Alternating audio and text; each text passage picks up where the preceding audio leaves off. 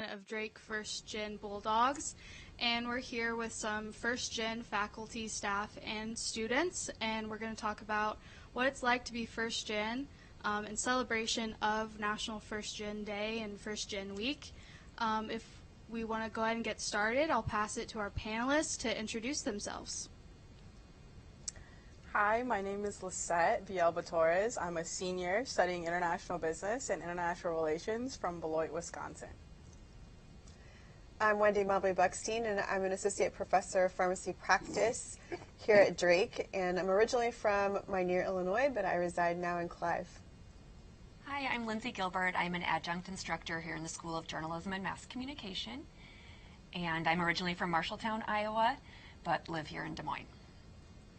And I'm Tim Pilcher. I am the student professional and academic advising specialist for the School of Journalism, originally from Davenport, Iowa, but have lived in Des Moines now for about 30 years. Thank you guys so much for being here. I'm really excited to talk about this. I feel like it's a really important thing to hear from some professors and some faculty, and Lisette now being a senior, about your experience. Lisette, obviously we know that you went to Drake and that you're a business, but for our faculty and staff, do you want to talk about where you went to school and what you studied? Sure. So I attended here at Drake University. I studied pharmacy, and I came here as a first-year student. I'm the first person in my family to graduate from college, and I knew since about the 6th grade that I wanted to be a pharmacist, and so I think that was probably what really led me to want to do it and be really motivated to come to college. But I paid my own way. I didn't have any help from anyone to do it, so I think that was part of my motivation as well. I went to Iowa State University for my undergraduate degree, and I was the second person in my family to graduate because my older sister graduated the year before me. But I was the first in my family to graduate with my master's in journalism and mass communication, also from Iowa State University. I knew from a young age, too, that I was going to go to college. I grew up in a poor neighborhood, so I went to the University of Iowa. After being a United Auto Worker and building bulldozers, right, then I attended college. Managed to make it through 3 years as a first-gen student. No one else in my family had gone to college at that point, but then ended up, as I was telling you guys a little earlier, ended up dropping out for 10 years before going back. So. Awesome. Well, could you guys talk a little bit about what your inspiration was for attending college, whether that's a person in your life, an aspiration that you had? I guess I'll start. I think one of the biggest aspirations for me was that in my town, it's a predominantly factory-driven, blue-collar work town, and I wanted to make a stance that women don't really need to get married to move forward. I want to inspire the people in my community, so I think that was really what inspired me to go to college, is to uplift my fellow people in my community. That's awesome. I think for me, I grew up in the 70s and the 80s, and I had asthma. And as a kid in the 70s and 80s, there weren't great treatments for that. So I was in and out of the hospital, seeing doctors, but the one person who was consistent in my life all the time was the pharmacist. And so, I'd go to the emergency room in the middle of the night. My mom would call him. He'd come into the pharmacy, and he'd fill the prescription, whatever the doctor had written for. So I started shadowing him and going into the pharmacy and working. Like, I filled cards and sold Fannie Mae candies to people until I was old enough to actually work behind the counter and learn more about pharmacy. Very cool story. So my biggest inspiration was I went through a really, really difficult time when I was in 8th grade, and my art teacher, I was taking an advanced art class, told me that despite all the despair and difficulty that was happening in my life at that moment, somehow I was always able to find a positive thing, and so she told me I had to either go into advertising or public relations. So there I ended up, and learned the fascinating spin, I guess, all the way back in 8th grade. But I was also very motivated by my parents because, not unfortunately, but they had intentions to both go on to college, and they got pregnant and decided to get married at a younger age and pursue careers and family at that point. So for me, when I walked across that stage, it was for my parents as much as it was for me. Interesting. So yeah, I mentioned earlier I'm the youngest of 6 and kind of grew up poor, so knew that I didn't want to live that same kind of lifestyle as my parents had. They were great people and married forever and all of that good stuff, but my father never graduated from 8th grade, and my mom made it through high school. So I wanted to be a doctor. I actually started studying a lot. You're laughing, but it's a true story. And had a 4-point GPA in high school. Who knew? But I couldn't find any support from counselors or anything because I was told by a counselor, you don't need to go to college, just get a factory job. Most of the people I went to school with are, dead or in jail or sitting on a bar stool somewhere, and that wasn't what I wanted. When I was a junior, I got turned on to journalism because an English teacher of mine told me I had great writing, but it was filled with BS, her exact words. And so I went down and talked to the journalism guy, got into journalism, became the editor of the paper, and so I had a full ride scholarship to go into medicine, to the U.S. Navy. I was a swimmer, so I was fairly athletic. Went to the Great Lakes Naval Academy, did a perfect physical, and my father on the way back said, do you want to spend the rest of your life on a boat? And I thought, no, I don't. So after high school, I worked in a factory building bulldozers, and then went to college on my own. That's all awesome. You guys kind of mentioned about family and other obligations. Could you talk about how did you balance, or Lisette, how are you balancing, your academic commitments and, graduating from college with other responsibilities like working at the same time or your family obligations? Yeah, absolutely. I feel like it's pretty well known within this campus. Starting off, I was overly involved in everything and anything I put my hands on. The activities fair is a very dangerous place for first generation students that want to achieve more. But I think my key to balancing everything is to really just find my passion. Honestly, I was very passionate in showing more culture on campus, so I joined the Latino group and I stuck with it. I was very passionate into networking and learning more about the business world, so I stuck with those, and I think going with what you're passionate about really helped me balance, and always keeping that goal in mind was key for me, at least. Yeah. I think for me, I knew that I had to work as well as, make sure that I was doing well with my academics. So I made sure that I carved out time. I went to class, I would go to work, and then after work I would come home and I would spend a lot of time studying. And so, one of the things that I talk about with students now is that, as a pharmacy student, you kind of feel like you have to have an internship or you have to work in a pharmacy, and I just want to make sure that they're always, leaving time for themselves and leaving time to study and do those kinds of things, because I think things have changed a lot since I was a student, and being able to work 20 or 30 hours a week plus go to school full time was something that was doable when I was in school. But now, curricular changes and things like that have come along, it's not quite the same.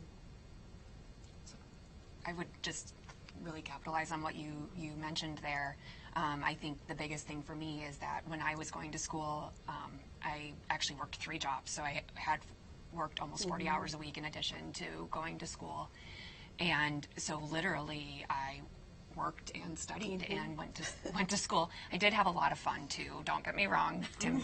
Yeah. I did. I found out. Why'd you say my name? Tim. Tim knows. Because we're going to hear Tim's story next. Because we're going to hear Tim's stories next. Yes. But I was able to manage fun, and but kind of what Lisette said as well is I tried to find jobs that really focused on the areas that I was interested in. So I worked, one of my major positions was at the newspaper, which was a natural one, and it was a paid position, which was lovely at the time. Yeah, right. Yeah, so so I went to college, but in order to do that, so I have a background. You can love this. I have a background in restaurant work. I was an executive chef for a long time. So while I was in college, I was running restaurants and working literally 60 hours a week, 70 hours a week, plus going to school. I had a 4-point GPA in high school, but I had 0 study skills. I had no idea how. Who knew that you had to read the books and go to class, right? Because I didn't have to do that in high school. You know, I would do the homework from one class and the next class type of thing. I never cracked a book, and I got to college, and between working and all that, it was miserable. I mean, I did okay in most of my classes, but after 3 years, I ended up dropping out for literally 10 years, going back when I was in my 30s, and then I was married. And suddenly it takes on a whole different. My wife had also dropped out and had gone back before me, and she's like, "You ever going to get that journalism good?" I'm like, "Absolutely not. What do I need journalism? I know how to write." So yeah, it was a real struggle. You know, no support from parents, no other money, so to speak of. Yeah. Before we move on to the next question, Tim, could you talk a little bit about like what motivated you to go back to school after your It's an break? interesting story. So so being from Davenport and living then in Iowa City, there was a day, and I was about 30 years old. I was managing a bicycle shop and racing bicycles. That was what I was doing at that time. And my wife had gone back to college. And my former high school journalism advisor had come to Iowa City to see a mutual friend of ours, which was my college advisor. And I had dropped out, and our paper from high school was a nationally award-winning high school publication, right? So I had a lot of good chops coming out of that program and didn't feel like the university program had taught me much about journalism. So he came into the bike shop one day and said, "What are you doing?" I said, "You're looking at it." And he said, "Hey, did you ever go back and get your journalism degree?" And I said, "I have no use for it. I can write. I'd written for the local paper, for the Press Citizen, and that was what I didn't want to do that kind of writing. I'm a storyteller, not a spot news sort of person, but that was what I've been trained as." And then he said the words that changed my life. He said, "You'd make a great high school journalism teacher." And I was like, "Wow. Okay." So I went home that night and told my wife, I'm like, "I'm going back to school." And she's like, "To do what?" And I said, "I'm going to be a high school teacher." And she's like, "Knock yourself out." Because she came from a family of teachers and was like, "No way, she is a teacher now, by the way." And so I quit the bike shop literally right away, took a summer job doing landscaping, and went back to restaurant work in the evenings, and then finished off both my journalism degree and a degree in education in 2 years, in 4 semesters. So I went from a 1.72 GPA to a 3.0 in 4 semesters. I know, right? Wow. So I know. That's the only kind thing I'll say about him today. That's amazing. Does anyone else have like a particular like memory or an influential experience that you had during your time as a first-gen student? I had a professor who actually ended up, ironically, we ended up teaching both here at Drake together, the same J54 class, but he taught a class at Iowa State. It was Journalism 201, which is the equivalent of J54 here, which is the class I teach. And Dr. Kim Smith was his name, was my professor. And he was a phenomenal instructor, and he was one of those that I really started to see him as a human being and not just a professor anymore. And he became a bit of a mentor to me. And did something happen that you're laughing at me? Gotta love live shows. Hi. I just lost my train of thought. So yes, Dr. Kim Smith, who has now retired from Drake as well. Right. So Yep. yes. I would say I have something similar. So my faculty mentor was June Johnson, and she was actually here at Drake when I was hired.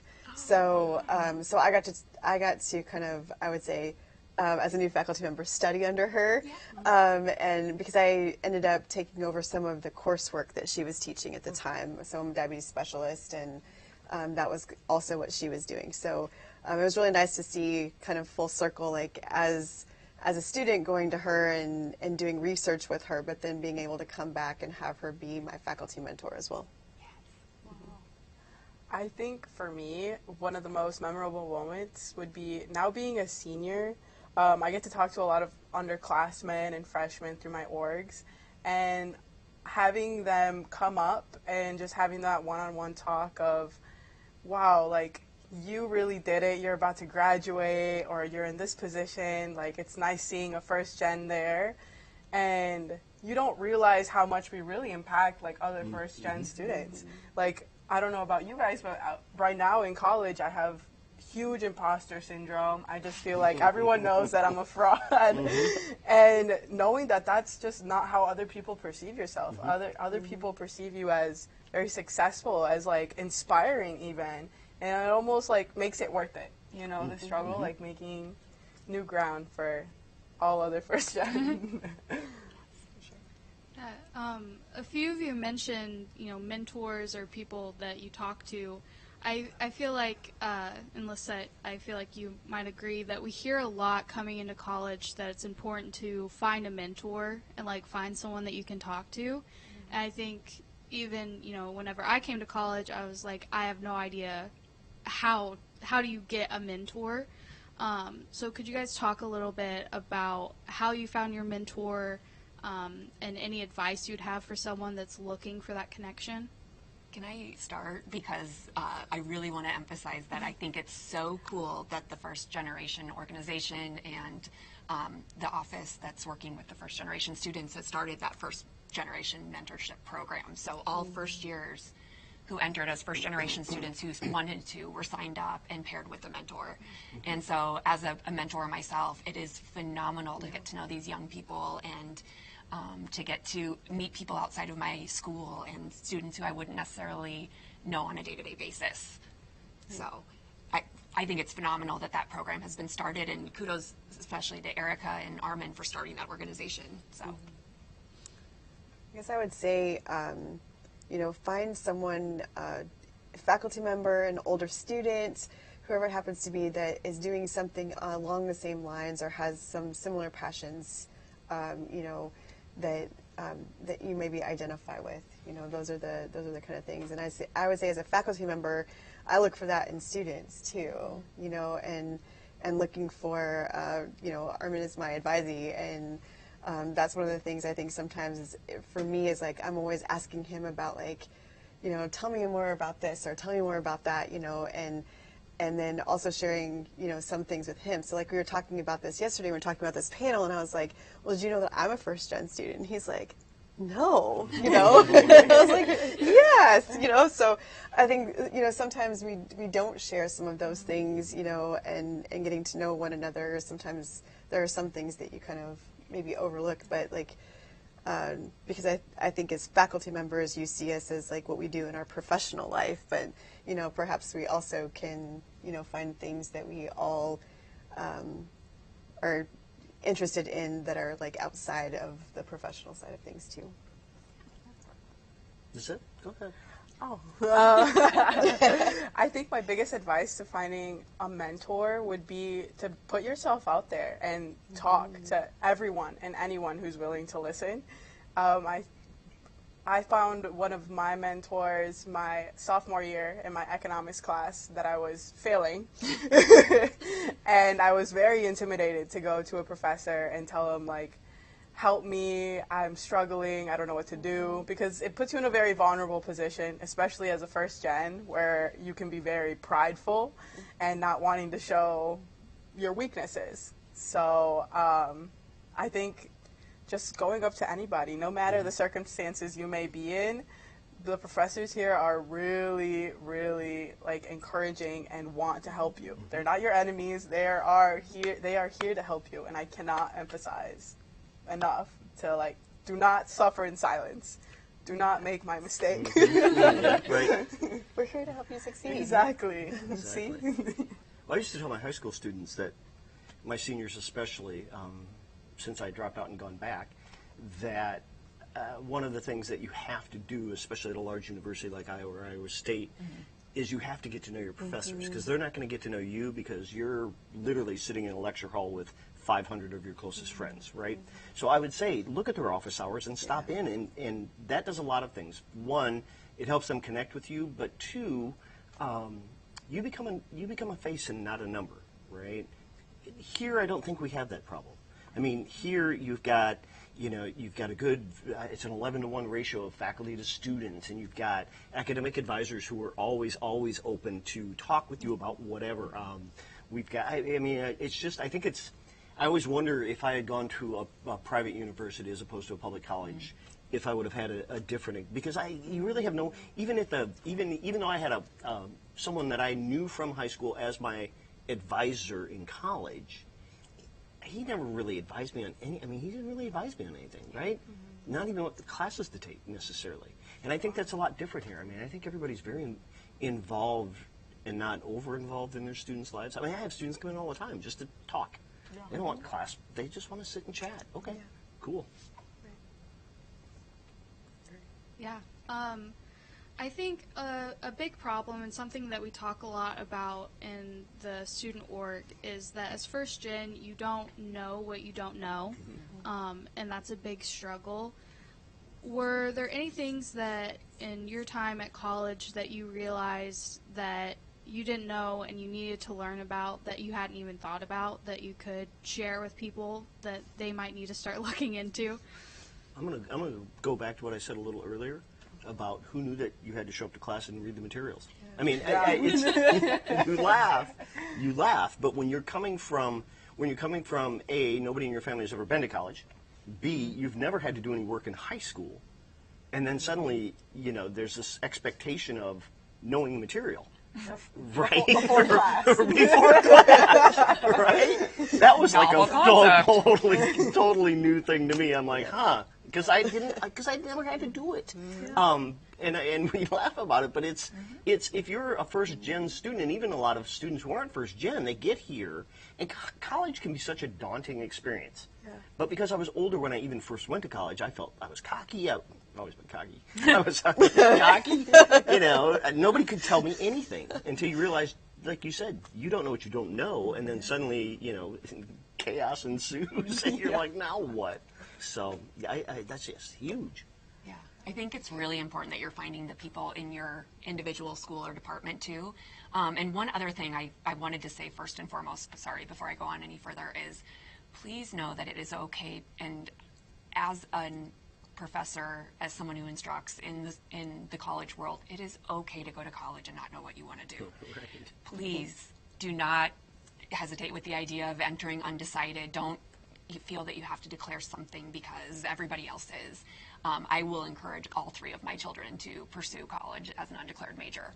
And that's something I've learned through all my years advising and teaching, first and foremost. And then beyond that, I think that there's just so many tools within the universities. So when it's time for registration, knowing, you need an advisor and using that mentor for exactly who are the people who I need and how can they help me.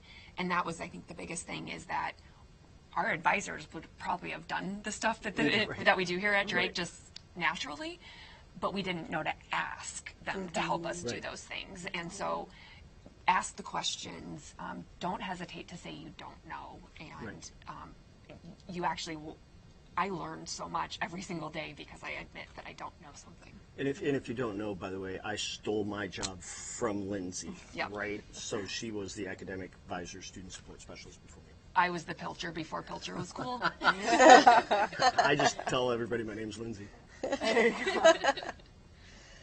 I would say, I came similar to Tim, like not really having to study, not having to take notes. And so coming here and kind of, entering the collegiate world and not knowing how to do any of those things, and then not knowing how to ask for help. And so that's one of the things that I talk with students about. Drake students are smarty pants, is what I tell them. They come here, everybody is, top of their class, and perhaps didn't have to work very hard in high school. And so when you come here, it's really important when you start to identify that you're having struggles with one thing or another, that you come and talk to someone and ask for help. And we can get you resources. The university has lots of resources. Yeah. It's just a matter of me knowing that you need those things. We don't know what you don't. Don't know, yeah. Well, we don't know either. Yeah, so right. it goes both ways. Yeah. Exactly. Sorry. Exactly. No, you're right. Exactly. Well, I would echo everything they've already said. I think a big culture shock for me are, so the academic things you can figure out once you talk to your advisor and stuff. I think college culture is kind of where I didn't know much about. I think my biggest incidence was move-in. I didn't realize that it was a tradition for your family to move you in. So I came with my car full of clothes and no help. And in my head, I thought Drake is going to help me. No, so I lugged all my boxes up the stairs. But it's just little things like that. It gets a little embarrassing sometimes, but I mean, once in a while, you find someone that's in the same boat. Oh, you're also moving alone, and then it gets good. But yeah, that's my story. Sticking to it. Thank you for sharing that. Yeah, I think that's a great point. It's just you don't, like everyone said, you don't know what you don't know. And moving on to the next question, I think as people have kind of hinted to, first-gen students are very motivated. You know, if you're the first in your family to go to college, you're probably very motivated. Were there any moments in your college career that you might have doubted your ability, maybe lost a little bit of motivation? And if so, how did you push through that? Dropping out for 10 years with a 1.72 GPA, yeah. I had zero desire to go back. I mean, especially initially, right? And until my wife went back, and even then I was like, I don't need this degree. I know how to write, right? But until I realized that I would still be managing a bike shop and racing bicycles, right? And instead I was able to go on, teach high school, become a middle school administrator, get a master's, working on a doctorate right now. That never would have happened had I not gotten that motivation. Become Lindsay Gilbert. Become Lindsay Gilbert, right? How'd you do that? Because I'm going to mirror you. That never would have happened. I mean, but the initial motivation, which may have come from my former high school teacher, that extrinsic motivation then by caveat becomes intrinsic. And that's how you kind of push it. You're like, my life didn't suddenly become cake when I went back. I mean, I was still working. Now I was married, and now you have all this other stuff that's going on. But I think there's more, and cognitively we're a little smarter at 32 than we might have been at 22, right? For a number of reasons. Don't look at me like that. And so there's a number of factors that, you're more mature and you understand how life works a little better. And I think then, sitting in classes with undergraduates in my 30s, they hated me because I was setting the bar. Now I did read everything, and now I did know how to take notes and talk to the professor. And that was something that they didn't, you can see that difference there. So.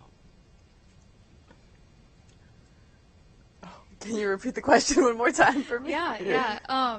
Were there any moments where you lost motivation or doubted your ability to succeed, and how did you push through those feelings? Definitely. I think on average, maybe every college student halfway mark is a really tough position to be in because you're already in too deep to your college career, but it's also, you're not close to finishing. I mean, you're closer than the beginning, but you're not that close.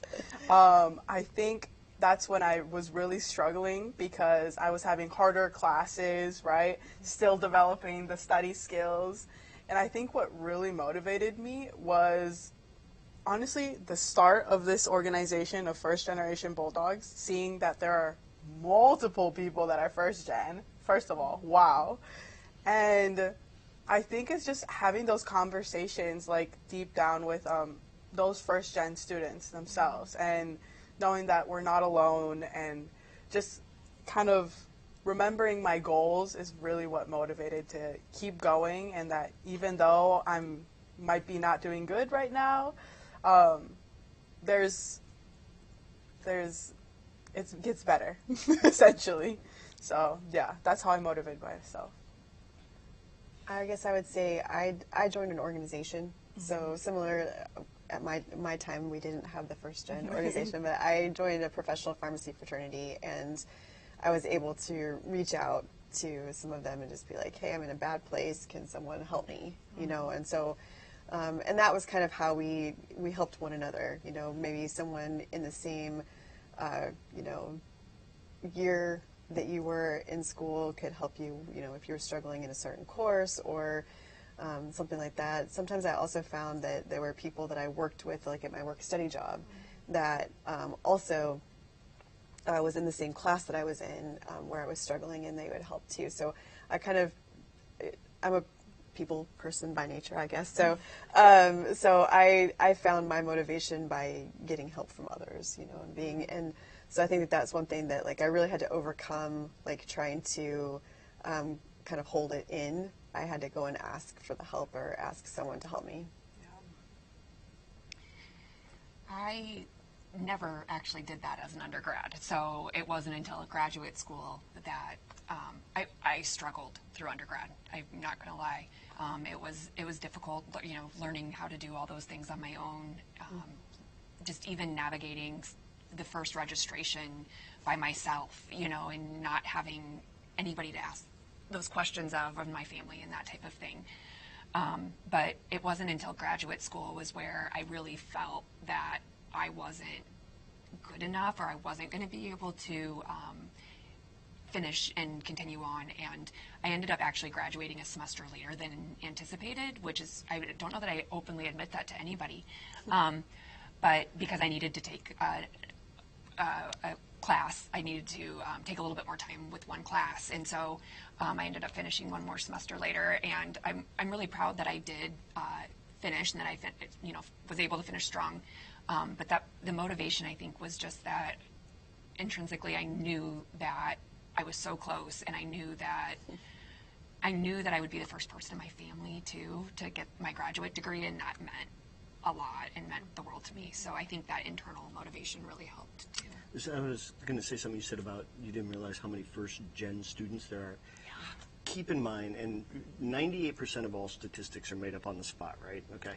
But keep in mind, and I think I saw this within the last couple of days, 41%, I believe it's of Drake's students, are first-generation students, which is crazy if you think about it. Almost half of our population here are people whose family has never gone to college. And I think It's 21%. Is it only 21? 21%. Okay, 21. Okay, I thought it was, and maybe it was higher nationally then, because I felt like it was, but it was a big number, and I was really surprised at that because 21% is a lot. Is it still a big Yeah. number? Yeah. It's a Yeah. lot if you think about it. For our size of institution, Yes. it's like 500 and so students. Crap. This first in our position. That's Yeah. insane. Yeah. Exactly. Yeah. Yes, I think you all have given wonderful advice throughout this entire panel, but as we're starting to wrap up, could we close out with one piece of advice for a first-gen student that might be struggling right now? Oh, ask for help. I mean, that's the bottom line. Again, we don't know what we don't know, but there are so many people here who love and care about you and want to see you succeed. We believe you as a human are capable of so much and so much greatness. And so there are so many of us here pushing for you that if you haven't met us, come and meet one of us, and we will sit with you and help you through any of those difficult times. So, And not even just ask for help, but seek like-minded people. Surround yourself with people who think like you do, not people who want you to think like they do. That might sound weird, but you see a lot of this. I mean, I advise a lot. I advise first years and second years and all of that, and I see them start to say, you know, I had this group of people that I was hanging out with when I first got here, and now it's not that I don't like them, but their interests are different from mine now. What do I do? And I say, well, you still keep them for that bit and that interest, but start to look for other people who can feed into what you need at this point, because we change. You know, at 62, I'm not the same as I was at 22, right? And so you have to look at where you're getting your energy from, I think, is the big thing, especially as a first-year college student. And just make sure that you're surrounding yourself with people who are like-minded in your success. Ditto.